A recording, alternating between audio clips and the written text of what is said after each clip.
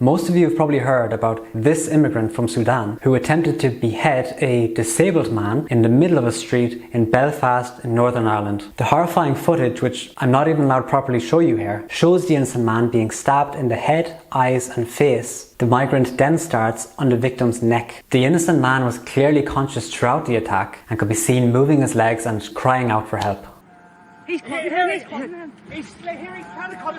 Many in the media tried to downplay this migrant attack as being only a stabbing incident. But thanks to the video footage, we know it was an attempted beheading in the middle of the street. The attacker is a 30-year-old refugee from Sudan called Hadi Al-Odeid. His victim is a 44-year-old disabled man named Stephen Ogilvie. Now, this man was already partly deaf before the attack, and if he pulls true, he will now very likely be blind, as he's lost his left eye in the attack and was also stabbed in his right eye. Witnessing the attack from his car, a local Irishman called Matthew McTiernan grabbed a hurley, which is a wooden stick used for an Irish sport, and managed to hit the attacker at least 3 times in the head. Yes! Get up! Get up!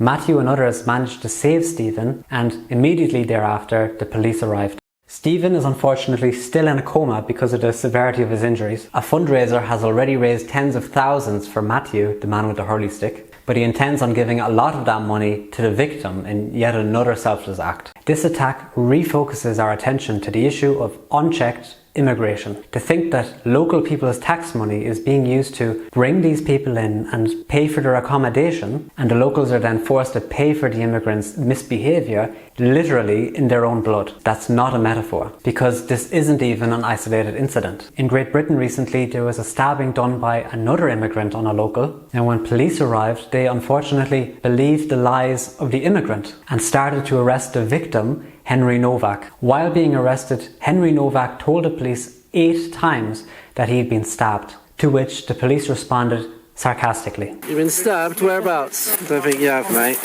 Henry unfortunately died during the arrest. This case highlights the double standards expressed in our society towards the native populations. The truth is, when we invite people in who don't share our values, these things will happen, and they will bring violence to the very people who are offering them safety and a new home. And all this often when the locals themselves are struggling to make ends meet. This is absolute insanity.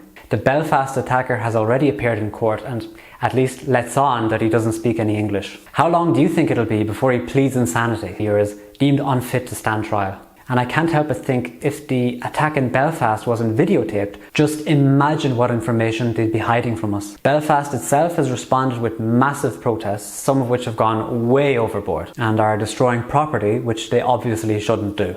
I have a lot of relatives from Belfast and it's a very tense situation for everyone. But pretending the open border crisis is not an issue is, I'm afraid, not a solution. And this of course is not about migrants in general, but rather those whose values don't align with Western ones. One of the men who even helped Matthew during the rescue is from Portugal. And this is not about being anti-immigrants in general, this is about anti-illegal immigration. If you're a person of faith, I encourage you to pray for Stephen, the victim, who at this current time is still in a coma.